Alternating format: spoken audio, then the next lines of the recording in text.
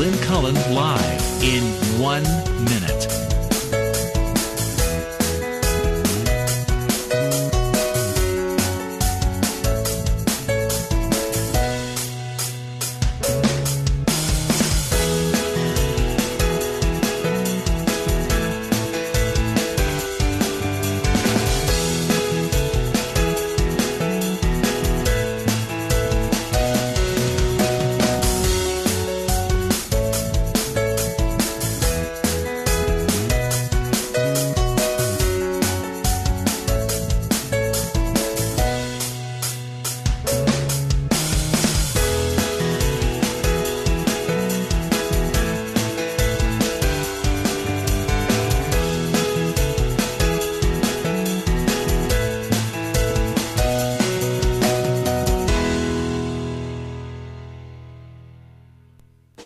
Welcome to Lynn Cullen Live at pghcitypaper.com. Email your questions and comments to Lynn at pghcitypaper.com.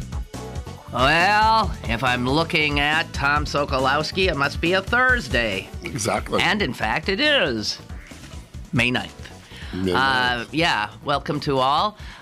Tom just got back from New York. I want you to blow your own horn a little bit about this. Tom was honored in New York City this weekend? Well, I and last week. 4 other people, excuse me.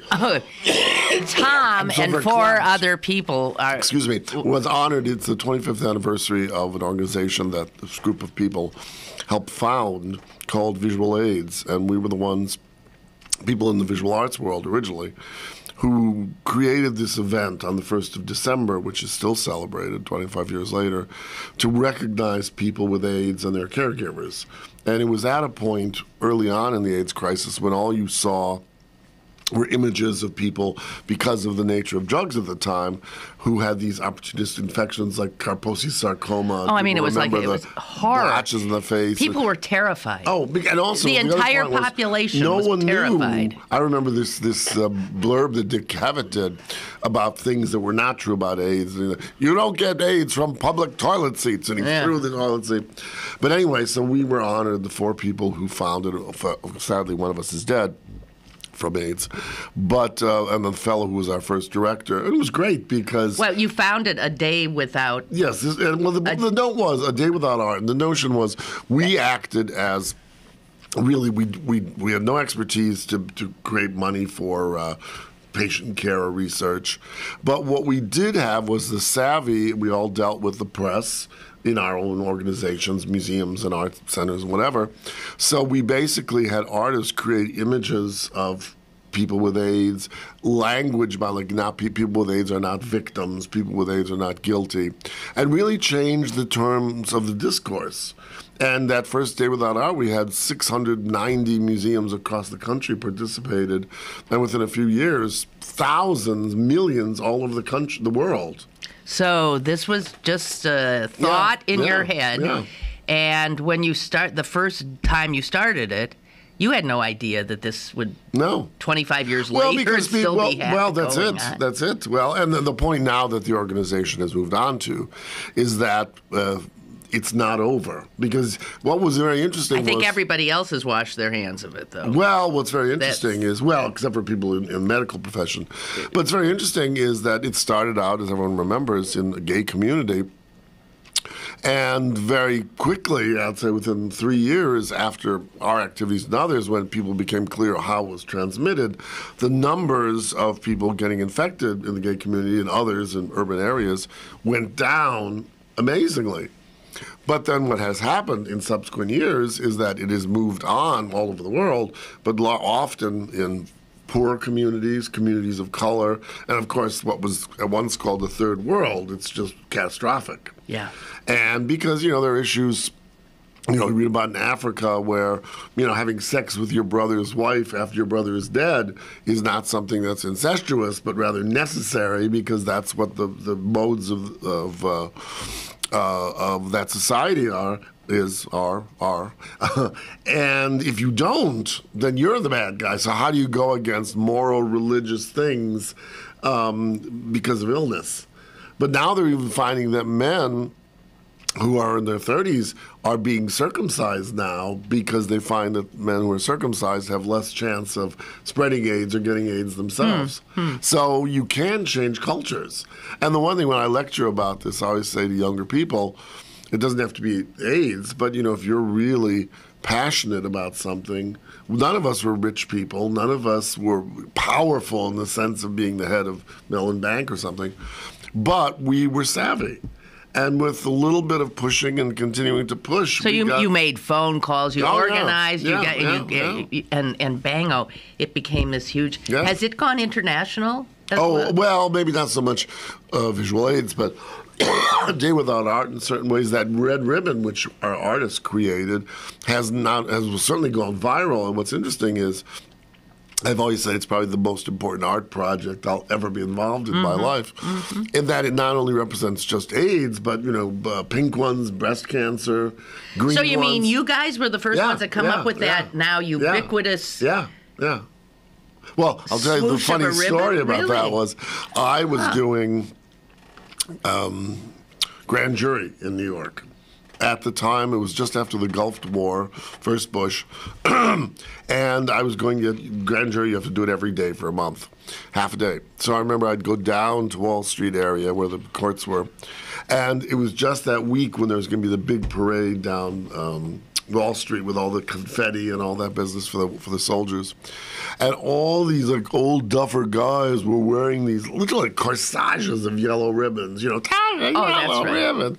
And I thought we had a meeting, and I said, well, wouldn't it be great if we could find something that these old duffers would wear that was like, for AIDS. It wasn't about, because here they never would have been wearing boutonnieres, but for this thing, which mattered to them. So the next meeting, our artist group came back, and this woman named Hope Sandro came in, and she had this twisted red ribbon with a little gold pin. And she said, this is what we've come up with. And I remember everyone liked it but me. And I said, it's very tacky looking. But we went forward with it, and voila. What did she say it symbolized? I mean, so it's just a ribbon, or didn't it? It just that. No, there was no one specific reason for that twist. It was just something. Well, also the other thing we did, which was a bad business decision, but a brilliant marketing decision, which was someone said, how could a good marketing decision be a bad business decision? Bad in the sense of we did not copyright the ribbon. So then you found people that was the bad, because we could have made some money for the organization. However, what was good the bad part of it was people were making them into cookies, and Elizabeth Taylor had one with rubies, that kind of crap. But the good part was, because we said if we copyright it, then every one time someone wants to use it, they have to call us, and we have lawyers, and so it just went viral that way. We just put out a little card which said, this is how you do it. Go buy red grosgrain ribbon and the pin and so then it just went, and you didn't have to get our permission. And then we did another actually really brilliant thing, was some of us were also involved. It was very much a time of activism, because it was just after the 1987 Wall Street crash. And so none of the galleries were able to sell any art because no one had any money. So artists said, well, then if we can't sell anything, let's make art that's really angry about AIDS or misogyny or racism, because these are issues, circa 1990 that were very important in our country. So this group of us were working with homeless women in one of the New York shelters, and some of us were teaching them how to read, because many of these women were homeless because they couldn't get jobs because they couldn't read, et cetera, et cetera. And then we thought we were making the ribbons ourselves, and we'd sit at our meetings like a quilting bee and get bloody fingers, and some of us couldn't do it fast enough. So someone said, those women, I bet they can make the ribbons, so we'll give them, a penny for every 2 ribbons they make. Well, those girls started doing them away because we get requests, and they made money then, and the money could be used for them to buy little things. And so it was empowerment of artists helping the homeless, helping people with AIDS. So in its own way, it was really quite wonderful. Good, wonderful stuff. Yeah. Good for you. Well, thank you. Yeah, that is. I mean, you've done a lot. A lot of things in your life that are of note. But you're right. You'd be hard pressed to top that accomplishment. So did you get a plaque or something? I got a snow globe. You did? A snow that globe? had visual aids inside of it, but that was cute. That's nice. But the funniest thing was, do you know the play Follies by Sondheim? Yes. Well, at the beginning, when they're coming in and they're all saying, "Oh, should I really have come?" And was that her? And that's why, because some of these people I had not seen. You hadn't seen in 25 years. And everyone looked pretty good, I have to say. But it really was that sort of, Just one more thing. You had once said to me about the scourge of it. I'm looking at Jess, and Jess, this is 25 years ago. Jess, you were 15 or something. What do you mean 15? She was 1. Wait. No, she's not. I was 2. Oh, She was 2. Oh, yeah, that's right. That's right. Yeah. So she doesn't have doesn't any. know. So people, 20-somethings, even into your 30s, have no idea. memory of the terror, the horror, Well, the fact was, no one knew. It was you said, here's what I wanted to ask okay. you. You said something about a Rolodex. Oh, right. No. When I first came to Pittsburgh, I was involved in this program called Leadership Pittsburgh. Yes. And I won't say any more because It's stupid. enough said. Yeah. But anyway, we had a retreat midway through, and we were enjoined to bring something that speaks of us and our heritage. And I remember one woman brought the cheese grater that her great-grandmother had brought over from Italy. And then other people had like their best golf club. All the things were fine. And so I got up there, and it was by draw, so I was near the end. And I said, "Oh, well, folks, you all have your old terribly romantic, things, these golf clubs or whatever, and your grandmother's cheese grater. I've brought Rolodex cards." It was all like, Rolodex, And I said, "Well, I keep these Rolodex cards because these are Rolodex cards of all the people that I've taken out of my Rolodex because they've died due to AIDS." And there was this sort of...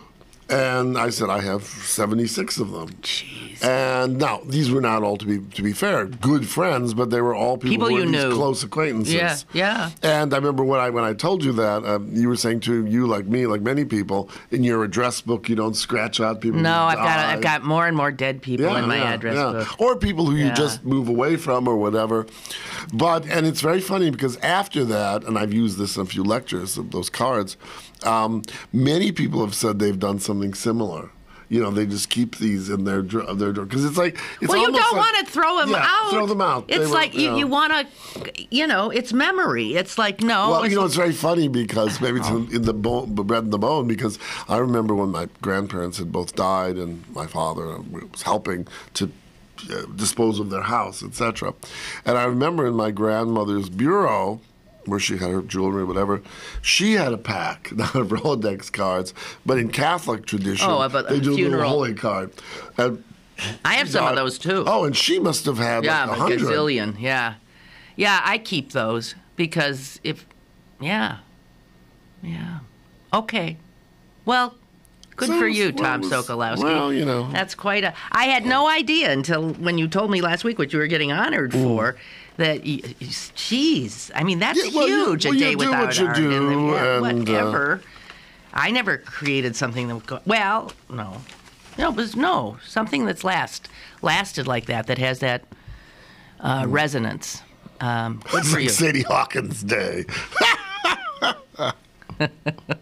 Jeez. All right, well now down to business. You mentioned in your when you were talking that you served on a grand jury. A grand jury in New York City, which would have been fascinating. Oh, well, I'm going to tell you two things about that. I did it twice. I loved it. Oh, my God. I never did a real jury, where you sit there. Yeah, but you did the grand jury. grand But a grand jury, for those people who don't know, because I don't think there's a grand jury. All states don't have it. What are you talking about? That's what I want to talk about. There's a grand jury just a block away over here at the Federal Building. It's funny. I've been here 17 years. I've never been called for jury. Wait a minute. No. You know who the grand jury sitting here was listening to yesterday? No.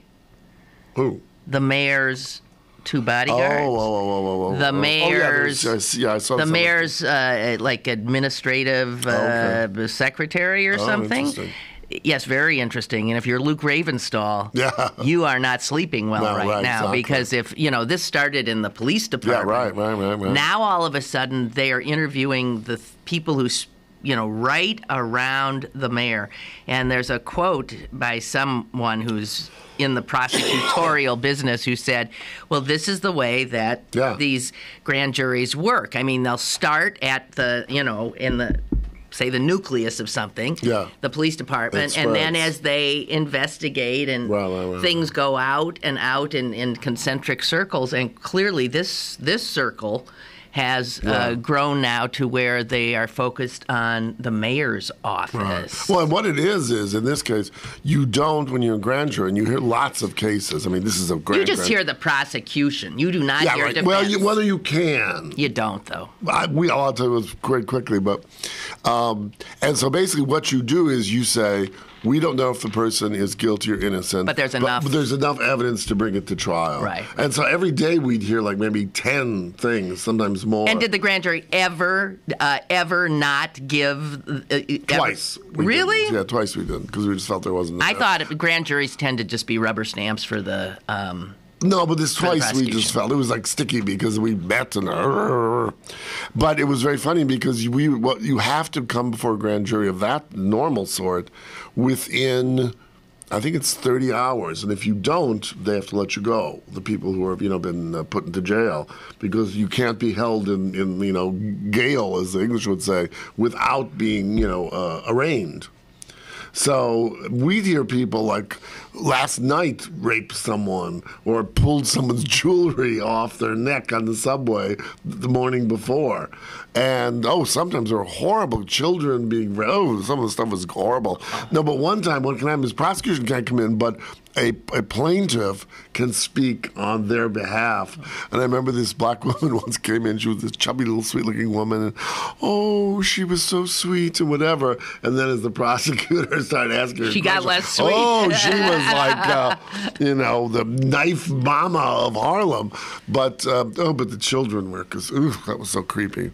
But wow, what a slice of life you would have. It was very interesting. And what was most interesting is, and I'm sure the same is true here, people who you would think, this is a person who has, bespoke suit and people with jewels and whatever, they'd be bored. There was this one cleaning lady that I was put next to, give my number. She listened so well, and she would say, well, he said this, and then he said that, so we have to question that. And one time I said, Mary, you're pretty good, Well, see, when you were stuck in a position where you were meeting and having to... it was truly hoi polloi. I mean, that is right. Across the board. Here's democracy, right? Here's everybody, the citizenry, and a lot of your assumptions get blown to bits. Right. So that's wonderful. It's always a good really thing is. to I have remember there was this assumptions blown to and bits. this was just at the beginning of cell phones. And his kept ringing, and I remember the bailiff came in and said, take that phone off or I'm going to throw it out the window. And he was, I got to make deals. Sir, you are serving the city. And it was great. The drama was wonderful. Yeah. So if you ever get a chance to do it, if we don't serve on these juries, if we're ever put, like those lovely Oregon girls, put in front of something, we're not going to have someone to sit on our juries. And you really learn something. It's very, very interesting. Mm-hmm. I agree. But I find just in a smaller city, and I vote all the time, that's how they say, they get you, so to speak. I've never been asked for jury duty in 17 years. I'm going to get a subpoena. Oh, well, you wouldn't get on anyway. I mean, I've been asked 4 or 5 times. And my son's been asked, for heaven's sakes. You've never been asked. Never. New York, I get asked a lot, but... Well, they never take me. I can't imagine why. You're that Lynn Cullen. You're so liberal. And also, they just think I'm they don't want to deal with me, whatever. But you got to sit there all day. Either, you sit there all day waiting to be excused. Except the one nice thing I do know now, and I think that's true here as well, it's the sort of thing where they will call you every morning because if they don't have many cases. And now I think you only have to sit sometimes like a day or so if they don't pick you. Whereas before, you had to sit for your whole 2 weeks. I did that once and never was picked, but... Get a lot of reading done. Yeah. Okay, well, my heavens. We haven't even begun the show. Yes, I have one more thing that you said, as the English say, Gale. Isn't it No, I know G-A-O? G-A-O-L, but don't they pronounce it jail? No, I don't think I Sure I they think it's more do. like guile or something from the old. Don't you think maybe they from I think they spell it that way, but pronounce it jail. No, I think when they say jail, they spell it like we spell it. Jess. In fact, I think it must come. It sounds like it comes from Gaelic, actually. What do you? We want G-A-O-L, the pronunciation of. Or maybe G-A-O-E-L? No. It's G-A-O-L. That's how the English spell jail. How is it pronounced? Huh? That may have been a 19th century. No, I think it's pronounced jail. Well, maybe you're right. No, but G, you would, in Anglo-Saxon, you would have a soft G. I'm gonna play it. Okay. Oh. Okay, ready? Okay, here we go. Jail. Jail. Huh. G-A-O-L, jail. Yes. Interesting. And on that note, and triumph, we shall take our first break. No, that's interesting. More is on the way with Lynn Cullen Live. Pittsburgh City Paper is seeking 10 local artists to design their own street box for our second annual public art project to be featured throughout the city of Pittsburgh. Go to www.pghcitypaper.com and click on the Art Box link for more details. The Pittsburgh City Paper Art Box Project, brought to you by the Westmoreland and Hill House Association. Give the gift of beauty and youth this Mother's Day. Join us Saturday, May 11th for a day of rejuvenation, skincare, and fun at the Sewickley Med Spa. Purchase one microdermabrasion and Mom gets a free microdermabrasion. Log on to SewickleyMedSpa.com or call 412-259-8628 for details. Sewickley Med Spa is conveniently located in downtown Sewickley at 435 Broad Street. Happy Mother's Day from the Sewickley Med Spa. Babies come with lots of decisions. Cloth or disposable? Crib or bassinet? So when it comes to protection, go with the safest, most effective choice, vaccination. Get all the recommended vaccines for your baby by age 2 to protect your child against 14 serious childhood diseases. For more reasons to vaccinate, talk to your child's doctor. Go to cdc.gov/vaccines or call 800-CDC-INFO. A message from the Centers for Disease Control and Prevention. You're listening to Lynn Cullen Live at pghcitypaper.com. Once again, here's Lynn Cullen. All righty. All right, one more art-related thing. The front page of the Post-Gazette today has a beautiful picture of a beautiful painting. It's a bright, sunny room, dappled in natural light, and it is by an artist. I've never heard of Henri Le Sidonnaire. French Impressionist. I'd never heard of him either. It is a lovely. It's very pretty. It's very much like Vuillard or Seurat. It's very pretty. Okay, so here's the shocker. This painting was sold at Sotheby's. Is that how it's pronounced? Sotheby's? Well, Sotheby's, yeah. Sotheby's. For $900, almost $1 million. Yeah. And guess who the owner of it was? The seller was. Pittsburgh Public Schools. Us. The taxpayers. Yeah. Well, did you know we owned this art? Did it say how they got it? Well, it said that there was a group called Friends of Art or something who regularly gifted the public schools with artwork. Well, it's very interesting. I know about that, if it's the same organization, because the Carnegie Museums of Pittsburgh had the sort of governance over it, and they abandoned it recently, the last 5 years or so. But it was usually a certain amount of money, and they would buy things that were in from the local shows and that. So I know, did this guy show in like one of the associated artists? One of the big the Carnegie Biennial, is that what it's called? Oh, it came from one of the Carnegie Internationals. International. Okay. And so this was back in the 30s or something. They gave it earlier, I would think. They gave it, and to the art world, this was a missing painting. Nobody knew where this painting had gone. 1933, Carnegie International. Okay, so it was a big find.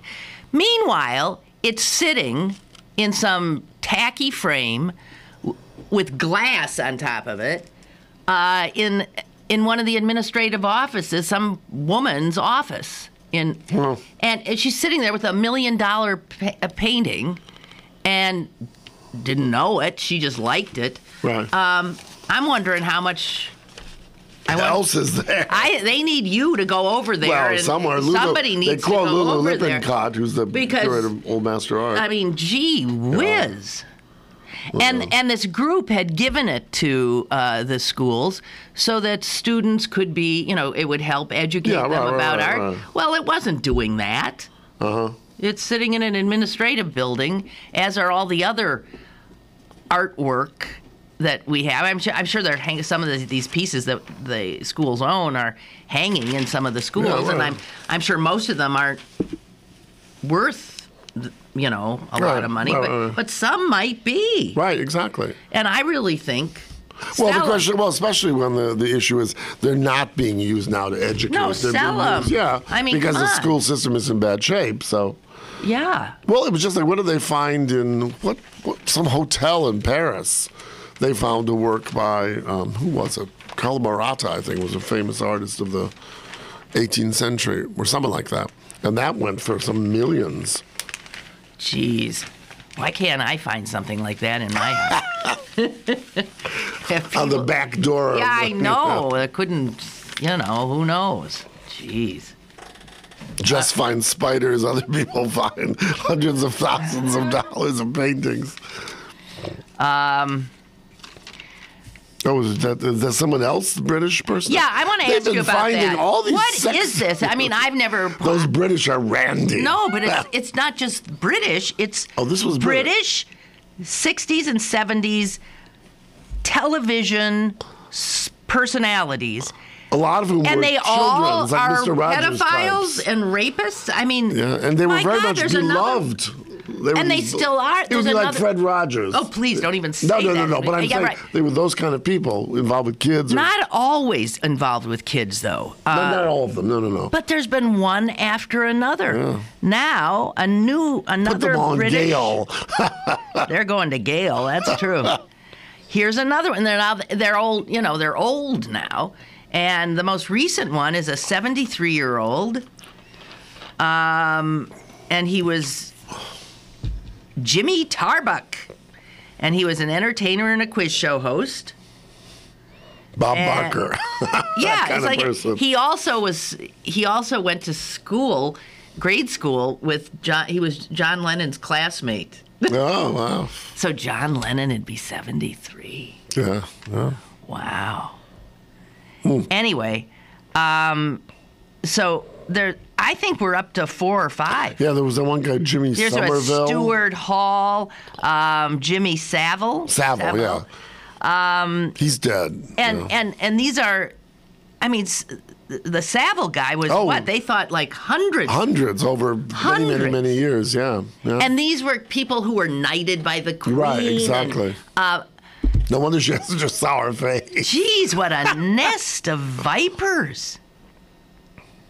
So who else could, I mean, it's just astonishing. Yeah, it's interesting. Wow. Oh, those Brits. Well, they are sexually very odd.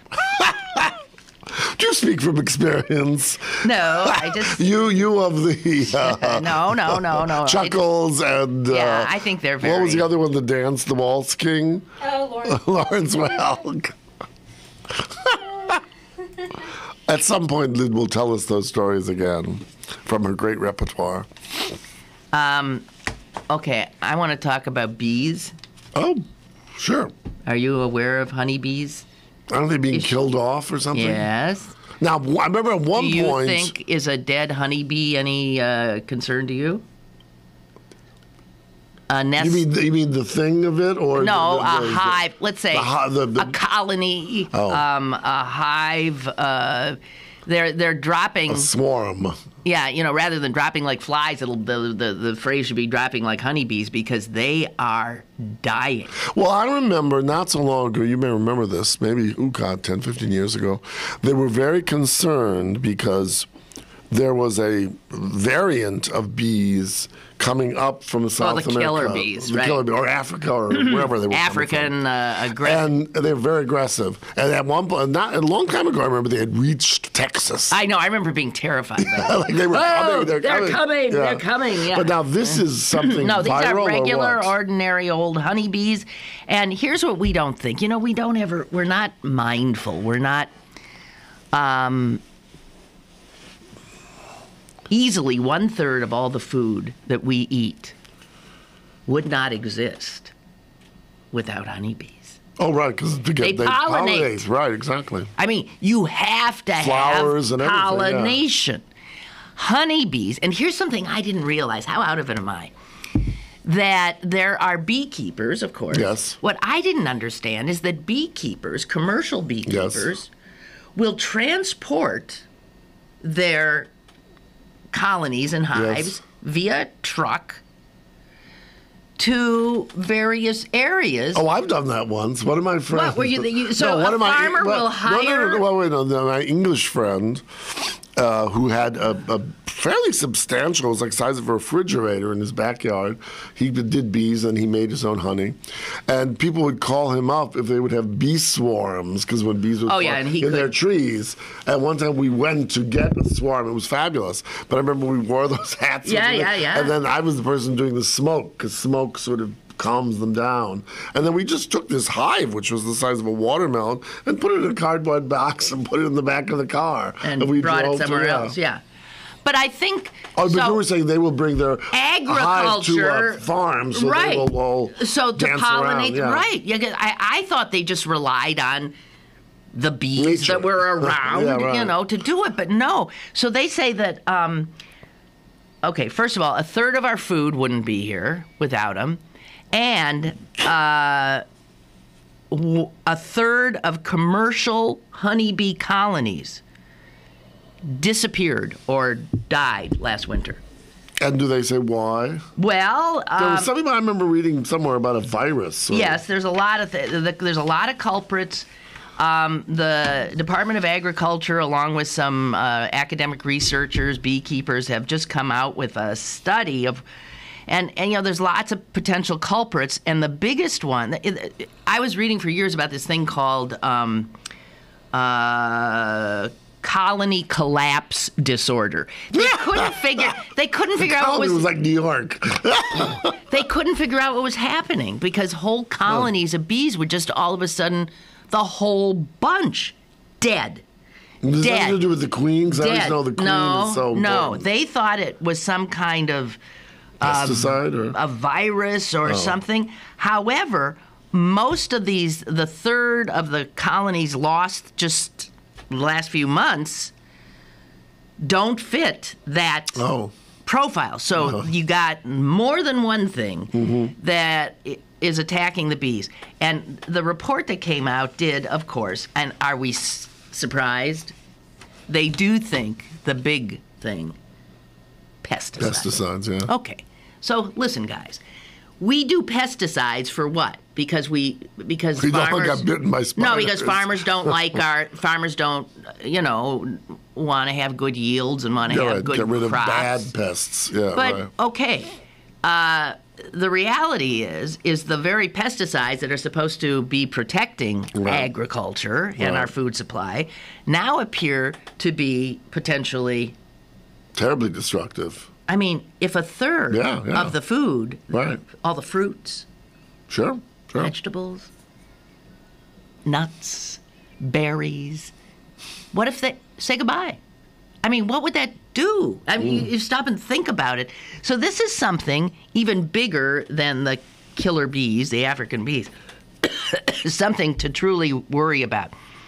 They think the biggest culprit is a pesticide known as a neonicotinoid or whatever.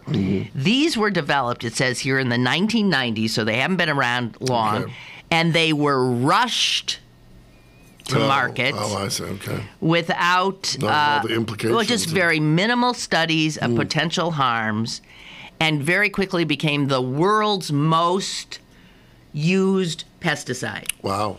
And it has been since then that all of a sudden the Now, European Union has pretty much curtailed the use of these stuff. things. Okay. Us, of course.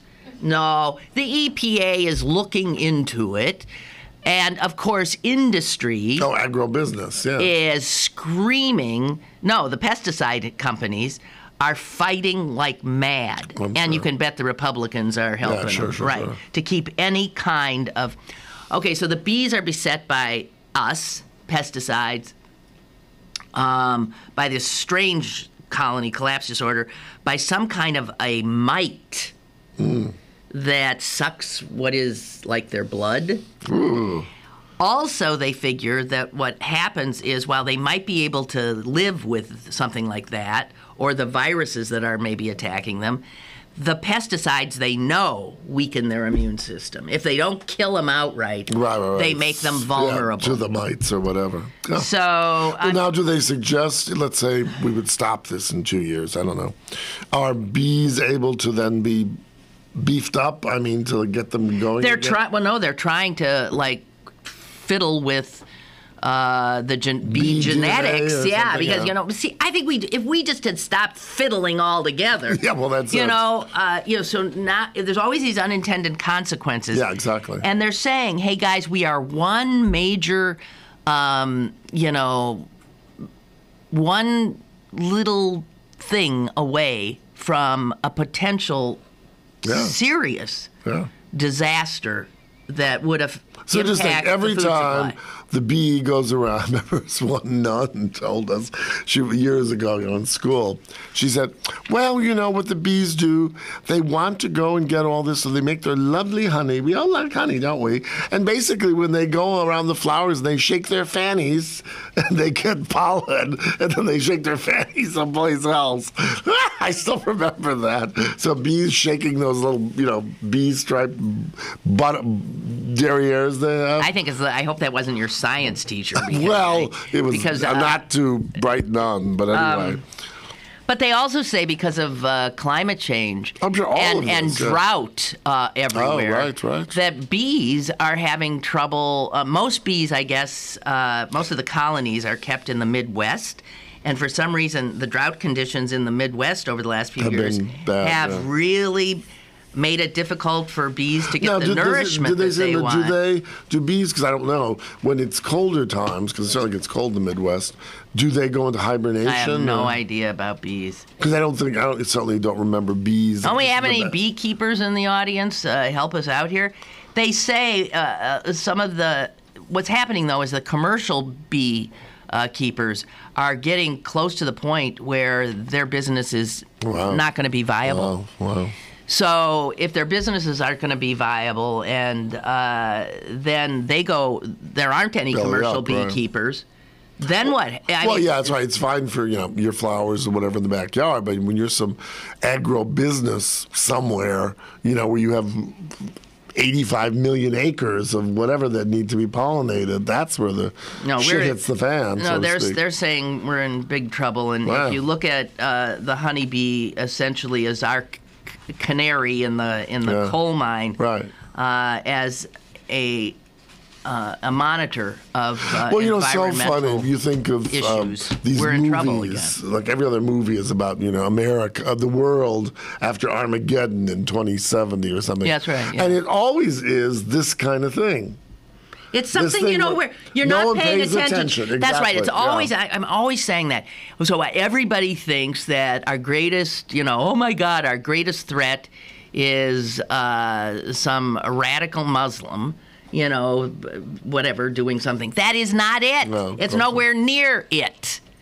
It's something like this. It's us wanting, plump, perfectly formed pears. Yes, they're waxed. Yeah. It's us refusing to allow our government to regulate. A beekeeper is calling. We hope.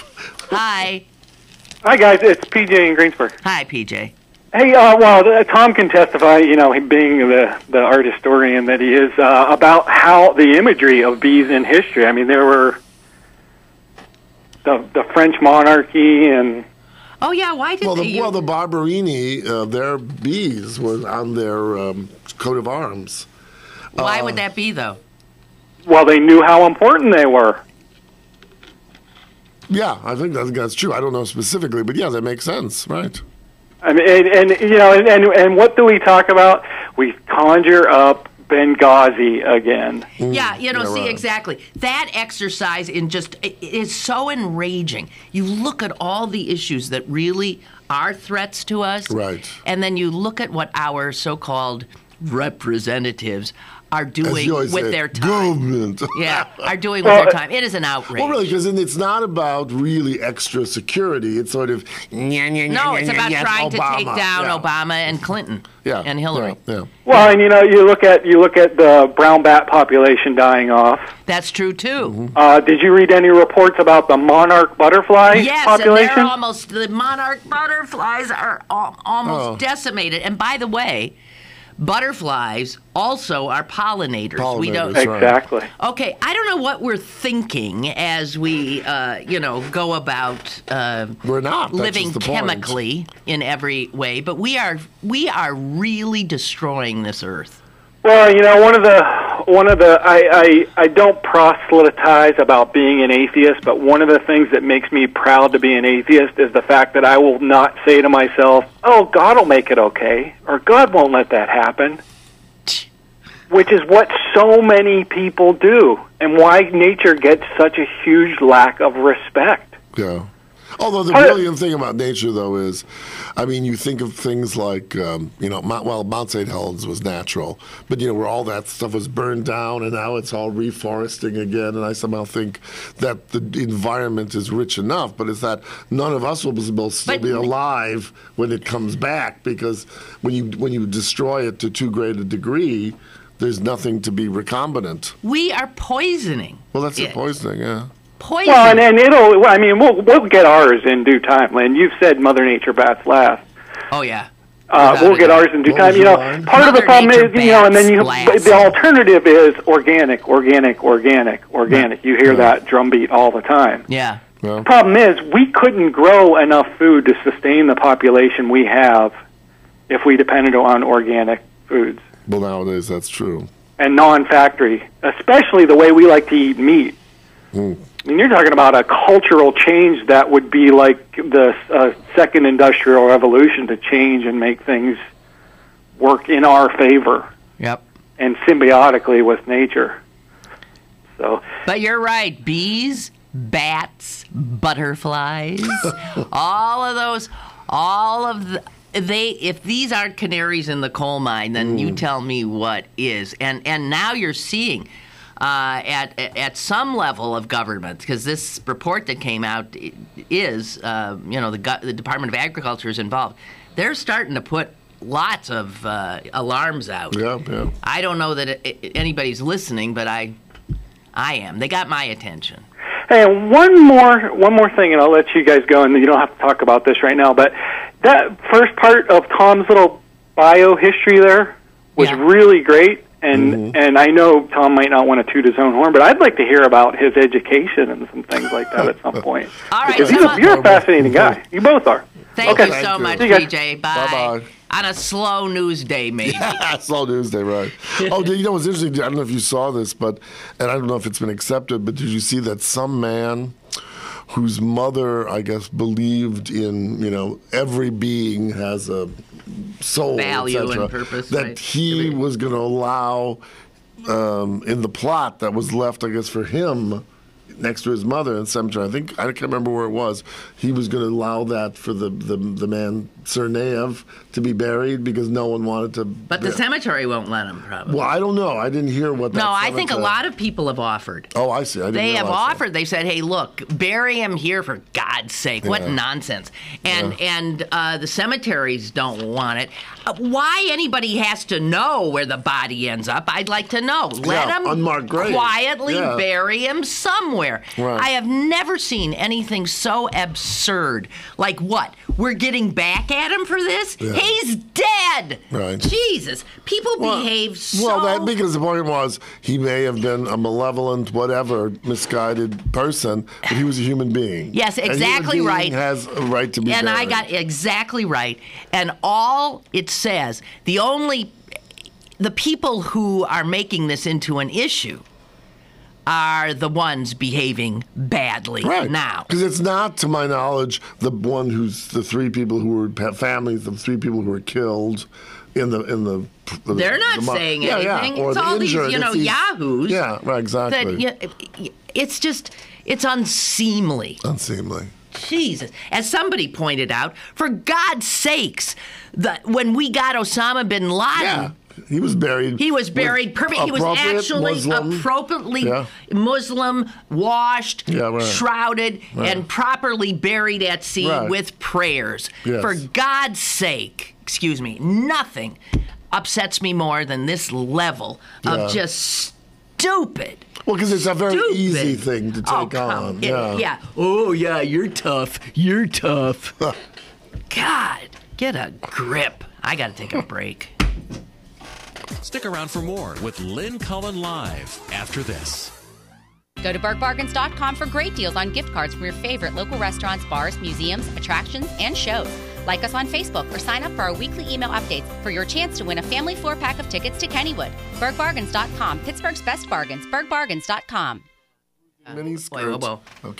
Okay, got to tell you guys about the urban gardener because you don't do any... Yeah, because you're in an apartment. Yeah, no. All right, so heck with you. The Urban Gardener. If you did, if I did. No other nursery type place in the area specializes, as does the Urban Gardener, in exactly what their name implies, urban gardening, which is a little bit different. So they have all the exactly. They are the ones who are going to know how to deal with smaller places, container gardens, also potentially shade. A lot of shade gardens. A lot of people in the city, the little bit of land they have, it's shaded. Urban Gardener is right there on the north side on Brighton Road, 1901. It's on the corner. Can't miss it because it's so pretty because it's got all those beautiful flowers in it.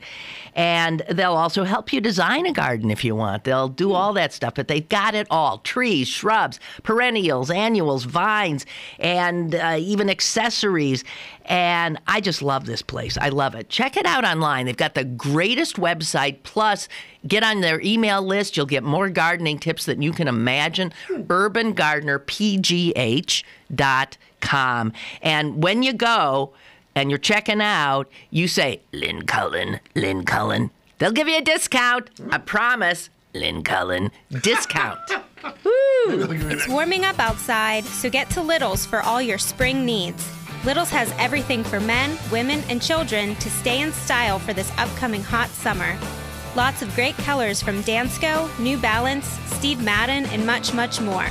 Don't forget to come visit this season's colorful handbag selection as well.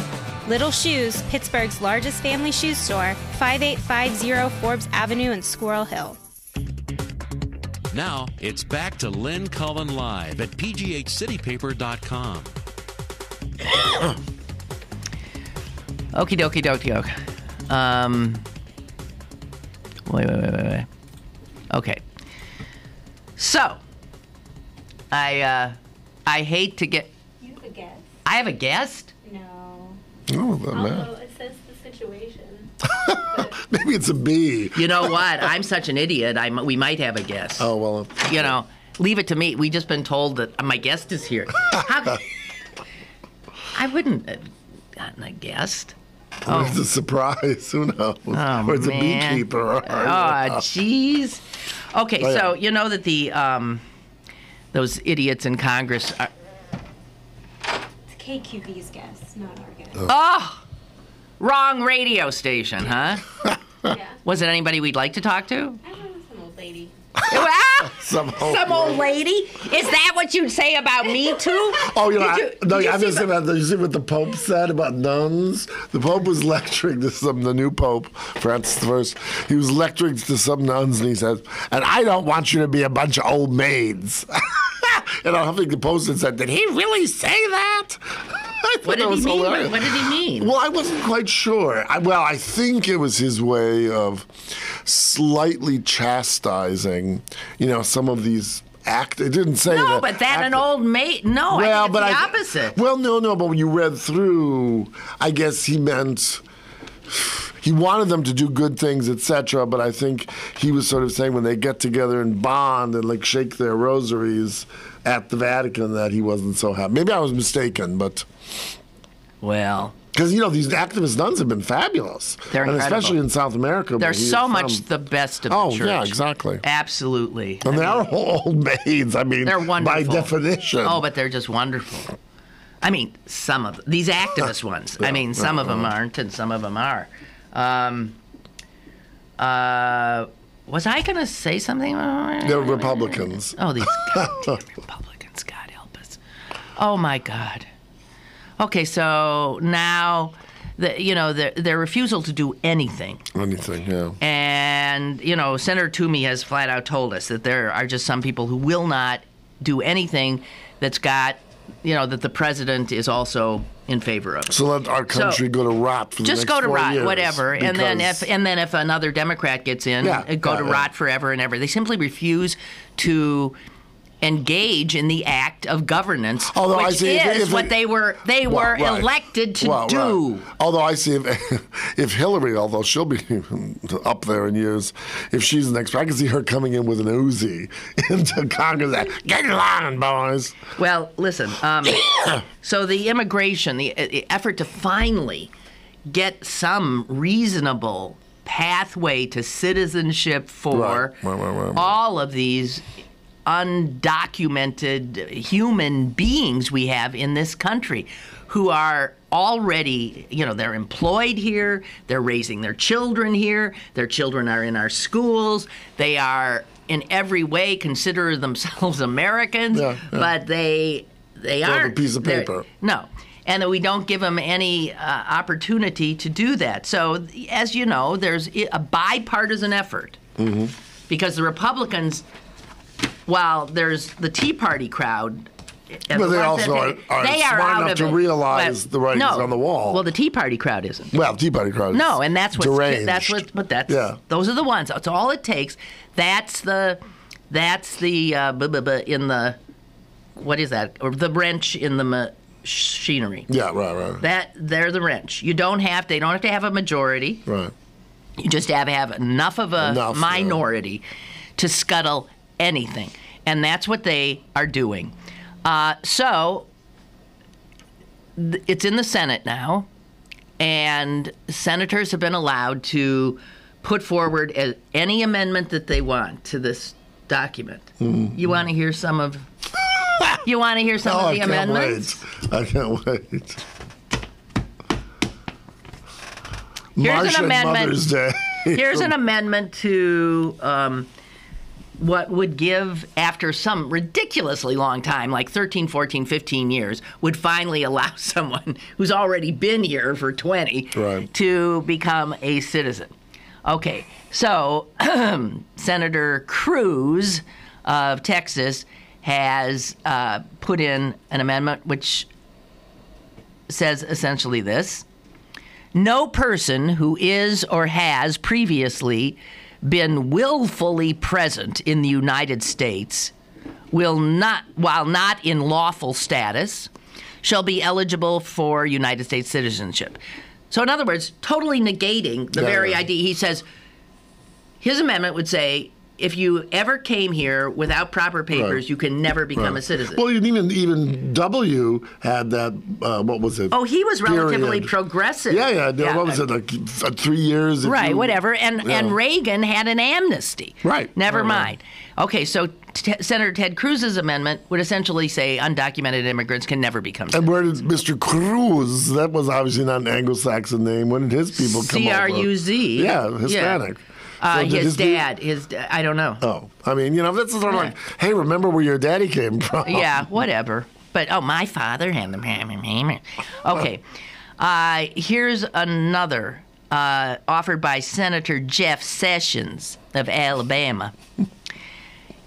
His amendment would prohibit any undocumented immigrant who had managed to actually earn provisional legal status from ever applying for permanent residency if they qualify for state assistance or a nutrition program or a temporary assistance for needy families or SSI. In other words, give us the PhDs, but don't give us the poor ones. He said, even if somebody's here, they're working, they're doing their job, we will. Okay, here's one that's mind blowing, and this is Senator Chuck Grassley, Republican of Iowa. Immigrants who are in provisional legal status, but have to go back to their home countries for a humanitarian reason, like to visit a sick father or something, would then be prohibited from re-entering the United States. So in other words, there will be no humanitarian travel. No. If your father's dying, okay, you got a choice. You want to say goodbye to him? Fine. Go say goodbye to him. You're never coming back. Right. Do you believe that? Well, what's interesting on this. How mean, how despicable. Well, what's interesting about this, too, there was just something on NPR the other day about, in addition to the bees, the problem with the bees, there's also a serious problem now because of some of these legislation, etc., we do not have enough people from coming up, particularly from Mexico, to help. To harvest crops and stuff. No, that's absolutely true. Well, maybe. And none of the American white guys will do the work for what they're paid. Because they're paid horribly. So, and it's hard work. And it's hideous work. Okay. Yeah. So between the bees and the fact that there won't be enough workers to harvest the few, whatever. Let's see. Where did that expression go? I guess because they swam to freedom? Listen to this. Wetbacks? Maybe. I guess. I've never always wondered. Here's another one by Senator Sessions of Alabama, an amendment to the immigration bill. This would require anyone applying for a provisional legal status to maintain regular employment and a regular income above 400% of the poverty level. He's saying, we ain't even going to let you get provisional status if you are not making $60,000 what amounts to, if you had a family of four, $92,000. These people are crazy. They're mean. Well, they're mean. I was listening again. NPR, you learn so much stuff, but there was a guy talking yesterday, and this is, it's akin. What was the big financial thing? Dodd-Frank bill? Yeah. Mm-hmm. He talked about how all of these banks, mostly financial institutions, but have had lawyers and lobbyists so that almost every provision of the Dodd-Frank thing has not been able to come to pass because they put something in its way or weakened it to the point like it almost shouldn't have existed. Yeah. This was the most visionary financial bracketing we've ever had in this country. All right. Well, it's Boehner, isn't it, with his... Yeah, and here's another one. Senator Grassley. Listen to this. Senator Grassley would allow federal law enforcement to take into account the person's country of origin when allowing them into the country. In other words, and not that we don't already do that to a certain degree of quotas, but he's saying, okay, we could now say, excuse me, you're from where? No. Yeah. No Haitians. Just damning an entire... Give us those Swedes, but don't give us those Haitians. It is... there's one after another. You cannot imagine. There's another one that essentially would gut the ability of an immigrant who's come over here, gotten legal status, from trying to reunify his or her family by bringing others. It would say, can't do it. What have all of our peoples done? Exactly. Maybe not illegally. although there's always been that. But I mean, your people, my people, Jess's people, I presume Jess's people, it's been coming over to a better place and then bringing your brothers and families and that's what all of our nation. people did. That's right. I mean, they're making this nation why we're great. That's right. That's what we... I mean, it's just... No, now we're pouring the line. We're all American, but no one else can be. I mean, it's just... mind-boggling. Oh. Okay, well, you forgetful read of this history stuff and everything can't else. You just... The other thing is, it's one thing for us to babble on about it, and you read these things, but that they have whole staff sitting there writing these stupid No, I know, and they're serious. They're serious. Oh, they're very serious. There's another thing that was going on yesterday in Congress, and this, too, was the Republicans in a House committee. They actually voted, and this will now go to the floor of the House. They actually voted to make it easier for veterans with mental disability to get firearms. Easier. God. Now, again, look at all the problems that this nation has to deal with. Look at what these people who were put in office by our fellow citizens and are returned to office. What? And we come back to this thing that there's half of America, or a third easily, and maybe a little over a third of America, that literally doesn't believe in America anymore. They don't. In this case, they do not. People who were shell-shocked, literally, and who know how to use guns from their military experience, are unstable at this point, for serving their country. And then they're screwed up because they can't get a job and whatever, and they can't deal with their wives and lovers or whatever. And they're angry, righteously so, and we're going to give them a gun. They're going to go and shoot themselves or other people. That is just like putting fire inside a oil drum. You can... it's just... I know. Oh. What is... Okay, I just want to keep you up to date, and meanwhile, so we're ferreting around for something to pin on the president in Benghazi, and I have just today brought up, 2 or 3 issues that are serious issues that need to be dealt with, and there's not one? Nothing. No. And then you look at what I think what's we should going get. on You know what we should do? We should get some of those killer African bees and let them go. Let them go in the offices of these Tea Party people. Oh, my And just think, you Tea Party people, you won't have any more honey for your tea parties if these bees die. No more honey in your tea. No more honey in your teapot. Yeah. Well, so that's it. Pretty depressing stuff. It is. I'm sorry. It is. I'm sorry. Dispiriting and... Yeah. You're left with a sigh. And on that Sokolowski sigh, we will bid you a fond farewell. And, I just had to say, because I just remembered one thing. Because you said that woman out there who they thought was for me. The old lady. You said just some old lady. That's what you said? I got on the bus yesterday. Yeah. I got on the bus yesterday. Yes. I was heading to the Pirate game. Okay? I got a sunburn to prove it.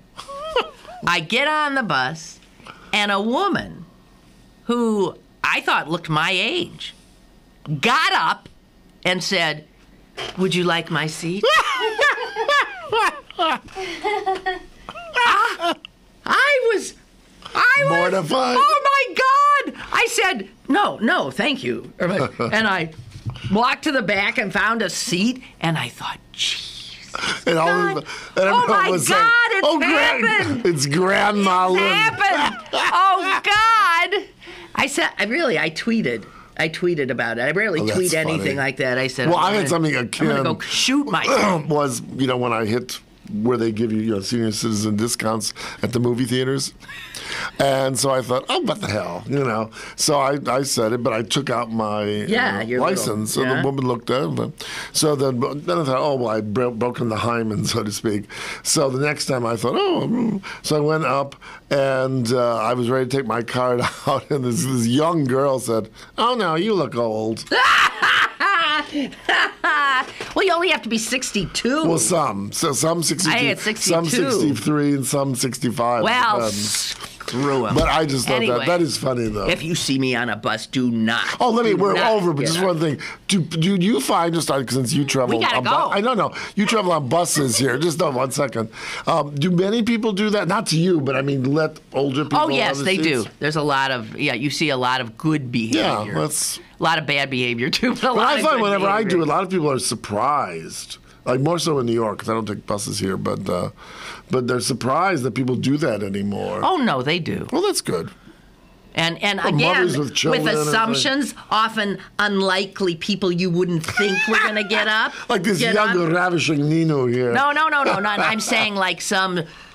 guy with his pants down around his thing, and a guy who a lot of people say is scary. Yeah, right. He gets up and offers, nice. something like that. It's just, and see them, when we have manners on the bus. A lot of those young black men. I'm sorry, I just want to say this, who look scary to a lot of idiots. Yeah. They are so polite when exiting the bus. Like if I get up, they will say no. Please. They know that you let the woman go first. Unbelievable. Okay, just want to say that. Okay, question your assumptions, but don't you ever give Lynn her seat. Offer me a seat. Talk to you tomorrow. That's great.